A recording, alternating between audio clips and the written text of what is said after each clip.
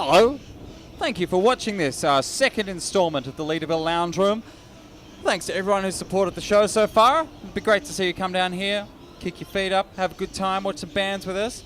You don't have to sit at home in your lounge room like some pathetic, sad weirdo. You could be partying down with us. Like tonight, we have a wonderful lineup. We've got Calpeck and the Tramps, we've got Loose Lips, we've got Tooth and Claw, we've got the comedy stylings of Liam Dunn. And we've got prizes from our wonderful sponsors, Luna Palace Cinemas and Cool Perth Nights. So do come inside, check out some cool shit. We're gonna party. You ready? You gonna come? You gonna come? Come on, come on, come on, come on, come on, come on, come on, come on, come on, come on, come on, come on, come on, come on, come on.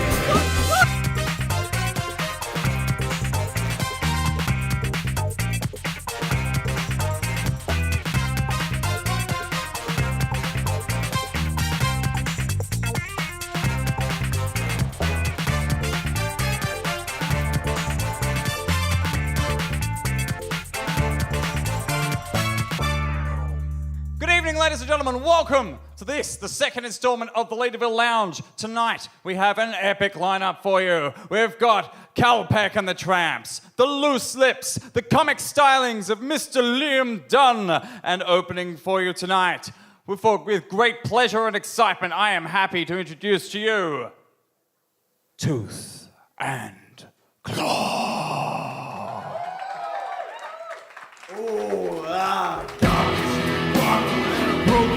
Oh, flower, no love, and love for a talk. Baby, she left me. Babylon runs deep down, amphetamine blues.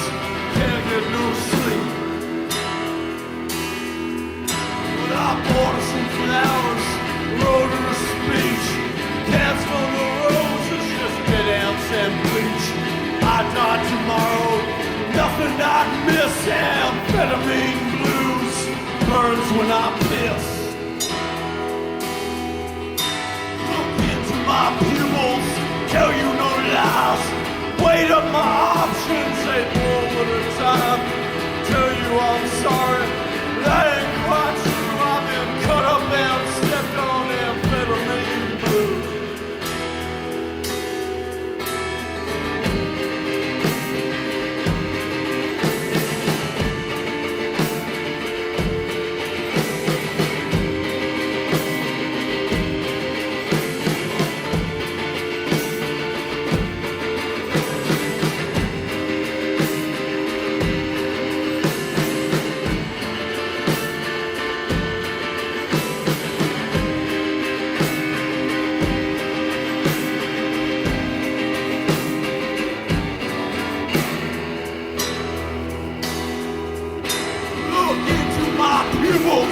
Tell you no lies.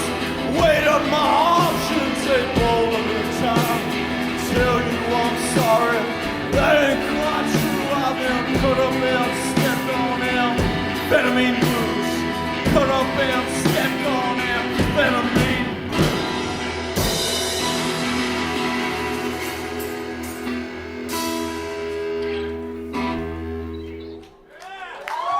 Cheers. Thanks very much. Ladies and gentlemen, let's hear it again for Tooth and Claw! I'm caught! I'm caught! I'm caught! I'm not caught anymore. Of course, touring bits behind their epic collaboration with John English, Inroads. Amazing album. It's really different for you guys, kind of venturing into the adult contemporary market with John English there. What was the motivation behind that? John English. Oh, cool, yeah. I guess... To tell you the honest truth, we'd been doing this like fucking years ago, Thomas, like, I don't know, 6 years ago. We've been doing this since we were in high school, and like we all just thought it was time to do it again, so. Well, the drummer made a joke, don't worry about it. So with Foot and Claw, so talk me through it. You've had Beverly Killbillies, you've had the Bible Bashers. That was these two. That was those two. Talk me through the evolution of your shitty band. I don't know, Thomas. How do I respond to that from a man in a... What the fuck is that? You answer the fucking question. Yeah. Anyway, okay, we decided we'd grow up and write some songs. Possibly we'd come back and we thought, fuck, man, like, we could say we're back and lock away your daughters and all that, but seeing as we're all grown up, Llewellyn's a teacher now, and we thought Lock Away Your Daughters might compromise his working with children card. Awesome. Well, like for a band like you, like without having like I guess when you started out with the Killbillies, like you play at the Heidi and like HQ and places like that, that aren't really around anymore. Where do dudes like you play these days? Well, this is our second gig, as you probably noticed, and to tell you the truth, we're looking at starting some more nights at like more stripped back blues places. Like people go to the Rosemount, people go to the Heidi, people used to go all over the place to gigs, but they were like a certain type of place. We're looking at putting on gigs with solo acts, acoustic acts, strip back blues acts, anyone that can really work with our sort of aesthetic in sort of places like, I don't know, Defectors and Pika and a few other places like that. So yeah, stay tuned, man. It's going to be pretty good. Fucking rad. Ladies and gentlemen, let's hear it again for the amazing Tooth and Claw!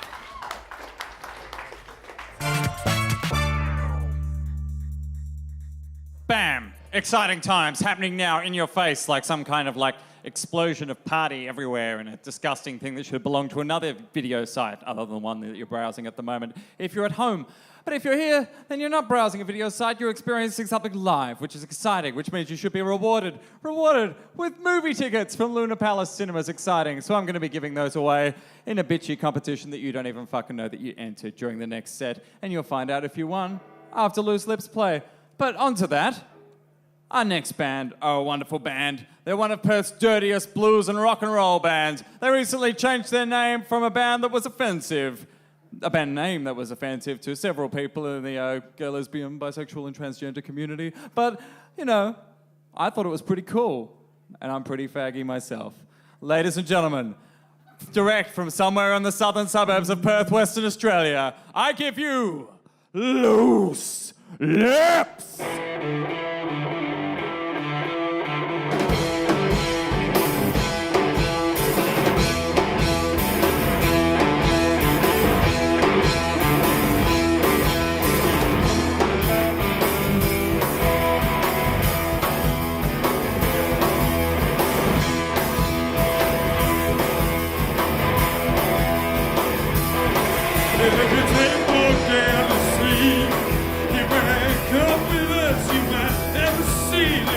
We'll go out tonight.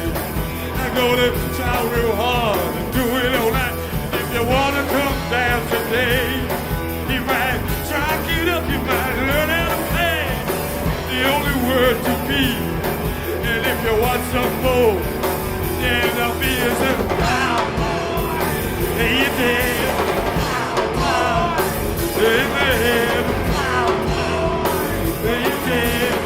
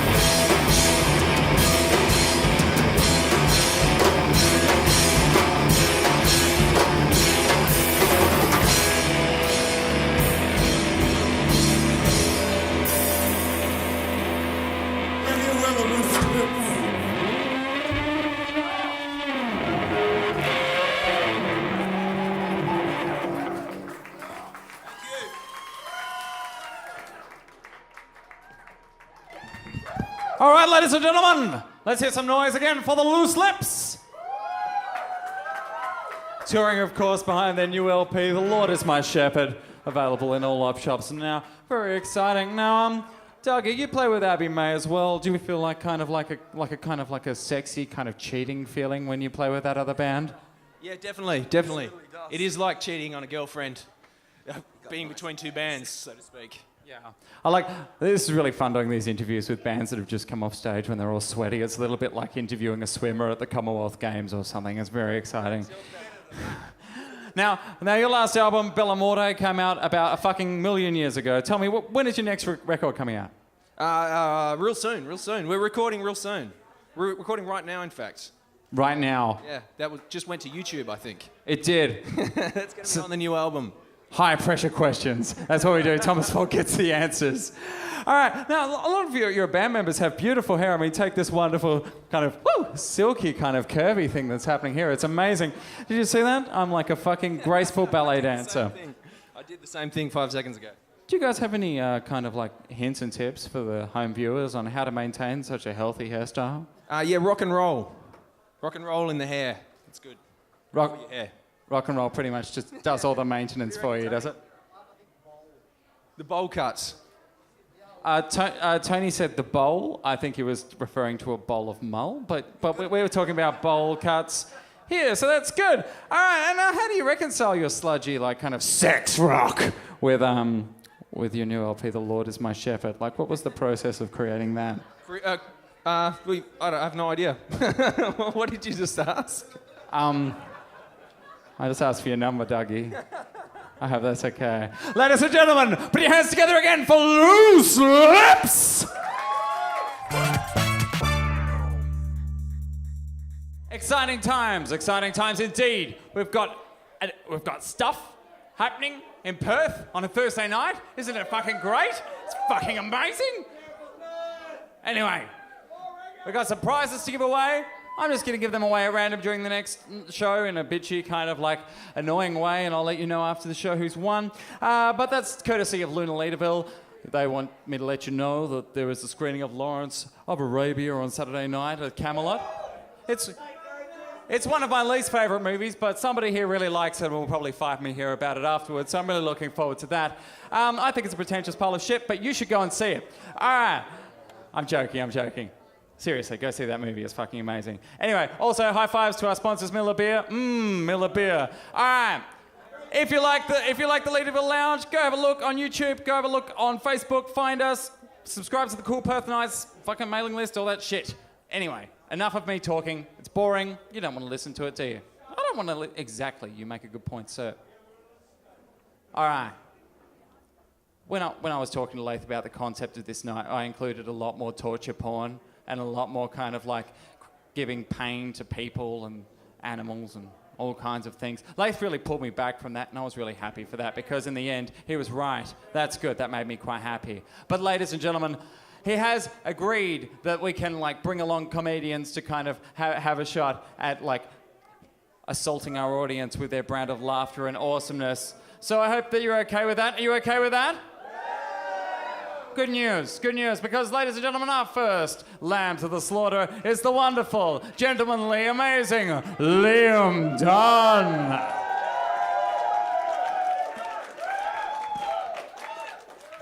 How's everybody doing tonight? Good? So, it's 2013 already. When the fuck did that happen? The Mayans were wrong. Totally didn't see that one coming. But there was no apocalypse. No, that's fine. But there was no fucking new age of enlightenment either. I want my singularity already. I want Back to the Future 2. Not this they live bullshit. But let me tell you a little secret. The apocalypse did happen. Only years ago, and in Morley. You see, I was in the Galleria the other day, and that place is a fucking post-apocalyptic bazaar if I've ever seen one. Row upon row of old, emaciated, irradiated food not fit for human consumption. Rack upon rack of alien fashions, each one more hideous than the last. And as far as the eye can see, fucking mutants. If that's a glimpse of the future, then that creeps me out something fierce. Fucking hell. But you know, the whole assuming that the future was going to produce jetpacks and hoverboards, it's just to think that technology was going to evolve outwards, when really it evolved inwards, didn't it? Because we're too caught up with our own shit. I mean, you know, the internet's great and everything, but it's driven us batshit insane. I was reading recently that there was this funeral for a child in the USA. Very sad.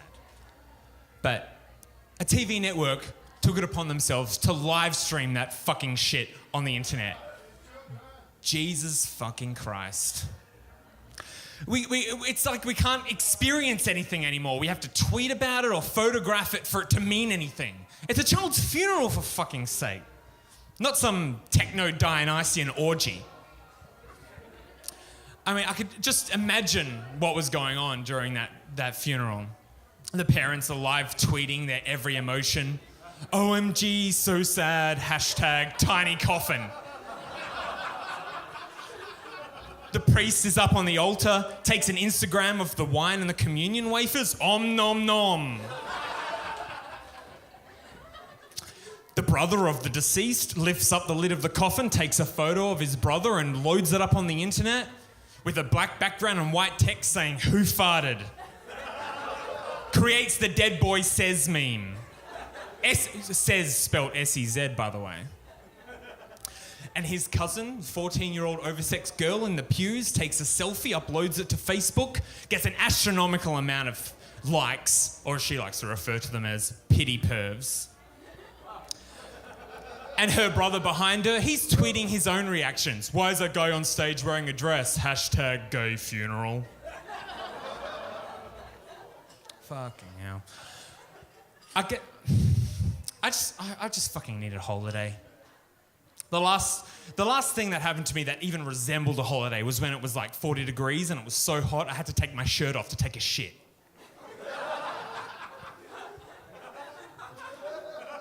But I guess I'm just pining for New York. Because my girlfriend and I went to the USA last year. Sorry? Anyway, take my shirt off. You don't want to fucking see that shit.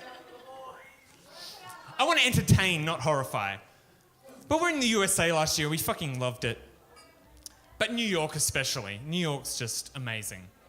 But there was actually these two instances. The minute we landed, pretty much, there were these two instances where we just knew we'd landed in the Big Apple. The first one was we were in Chinatown. And we saw this old Chinese woman crouched in the gutter, puking into a plastic bag. And they're just going about her day. And I don't mean some surreptitious bleh, and then on she goes. I'm talking like a steady stream of dense liquid. Like a soft serve ice cream. And then she tied the handles together, daintily, because she's a lady. And they're just tossing it in a mountain of a garbage and on she goes. And I got to thinking, well, is this like a one-off thing? Is this, she just got sick that day? Or is this a constant problem and this is the way she learned to deal with it? Probably the latter. And the other version, the other story, is that we were looking for a convenience store and we came across a little park in Lower Manhattan. And there's a little, a playground with a fence around it, and there's all these kids there, but the kids weren't playing. They were staring out of the bars of the cage. Oh, sorry, the fence.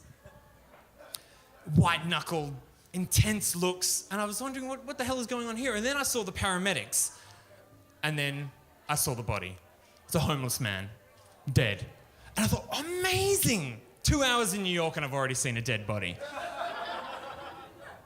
But my attention was actually drawn to the children because it's not every day you get to see a bunch of kids having their future formed in front of them at that very moment. And I thought, are some of them going to see the work of the paramedics? And they're going to think, I want to do that with my life in the future. Are some of them going to see just the homeless man? And they're going to think, oh, I need to, later on in their life, they're going to think, I want to give to homeless charities. Or perhaps one of them will become a serial killer, who knows? So I asked one of them, this little 6-year-old boy who was walking out, and I said, how did seeing that dead body make you feel? Disgusted, afraid, sad? And you know what he said to me, the 6-year-old kid? He said, is it the fucking dead hobo? Get over yourself, you fucking queer. New York. And I love that New York accent as well, the New York. Has anyone been to Tony Roma's, the restaurant in the city? It features American cuisine, if there is such a thing. Ribs and steaks and all these sorts of things.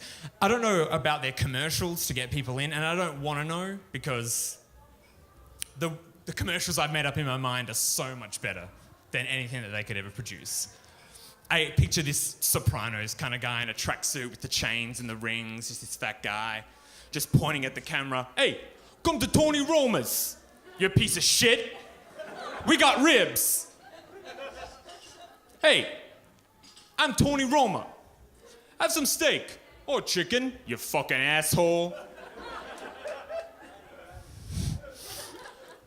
What, you think you're too good for me? Eat some meat, you fucking douchebag. Come to Tony Roma's. Faggots, welcome, but no Irish. Ah, man. I'm glad you liked that one. But the thing about the homeless guy, something that was really weird that I'd never seen before, is that he was wearing a USB flash drive around his neck on a lanyard. I thought, what the fuck is he going to use that for? What's he got on that thing? His resume? PDF scans of his religious screeds? His online dating profile? Speaking of homeless people dating, eHarmony. Has anybody seen those eHarmony commercials? Where there's a guy standing, or sometimes a woman standing against a white background. They sold you? We're talking later. They had this guy standing there, he's like, oh, eHarmony knows me better than I do. It matched me with all the right people. Fuck, it did. You fucking gave it the information that it processed through some algorithms and gave you some fucking results. Don't fucking... The internet's a great tool, but it's not fucking magic. If you are starting to attribute human personalities onto fucking software, the only date you're going to get is with a bullet, my friend, because I can't, in good conscience, allow you to procreate. Why don't you just go jerk off into a shoebox? That'll be time well spent. Although, you'll probably just end up feeling guilty about all the potential children you've killed and go buried in the backyard and then take to Twitter to tell everyone who doesn't give a shit about how you're feeling right now, OMG, so sad, hashtag soggy jizzbox. Thank you very much, ladies and gentlemen. Ladies and gentlemen, Mr. Liam Dunn. All right. I have one of Perth's most badass rhythm and blues combos up for you right now. They're about to release a new double A-side single, Leave Me Be, bundled with Didn't Know Why. They've got a debut full-length album coming up soon. They're going to tour the East Coast, which you live in Perth, you don't give a shit about. Ladies and gentlemen, I give you tuning their guitars and about to play some songs. Carl Peck and the Tramps. Woo!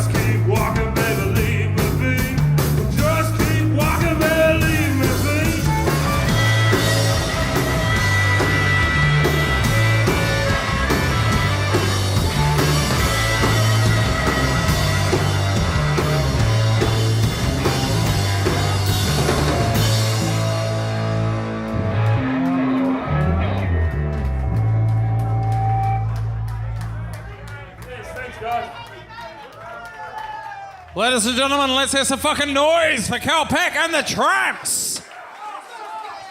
Actual fucking noise for Carl Peck and the Tramps, please. Well, that's some kind of noise. I'm going to call it rabble. I'm just going to have a chat to Cal here. He's in a post-gig daze, but that's okay. We're going to have a chat. Can you tell me about the recording process for your new record, Leave Me Be / Didn't Know Why? Tell me about it. Talk to me. It's pretty standard. We tracked it all live in one room for the music. Then chucked the vocals on separately and the harmonica. It took about a week and a half, and it's taken us a year to get it to a point where we can release it. So, yeah, that's pretty standard recording. Ah, cool. Recording is exciting anyway. We get a fucking double A side out of it. It's very cool. All right. Why play blues? Why play blues? Why? I don't know. I've just always liked it. Ever since I was a kid, I've liked listening to old Muddy Waters and Howlin' Wolf records that my mum had. So I just loved it from there, and then just kind of got into garage from blues, and it's just always stuck around. Cool. And you recently collaborated with Kamal for Kamal Peck and the Tramps' new record, Peace on Earth. What was the process behind that, and what? Some have said that record has a certain kind of raw, earthy sexuality that other Kamal records lack. Was that a natural kind of progression, or was that something very conscious for you? I think it was mutual between me and Kamal. He needed a new injection of love, and I needed an injection of wisdom. And he's taught me a lot about yoga as well from that record, which has been, it's been fantastic for my lifestyle. So. All right, well, you know, Carl Peck and the Tramps could be just the injection that you need also. Ladies and gentlemen, thank you for coming down, checking out the Leederville Lounge. We are here every single Thursday. We got prizes from Luna Leederville this week. I just wanted to give it to you because everybody who watched you dance knows why I'm giving that to you. Fucking amazing. All right. In the meantime, we do have a wonderful lineup. Next week, we are here every Thursday night with live music. High fives to our sponsors, Miller Beer and Luna Leederville and the Leederville Hotel. I'm going to drop some rhythms. We're going to continue partying and drinking and having a good time.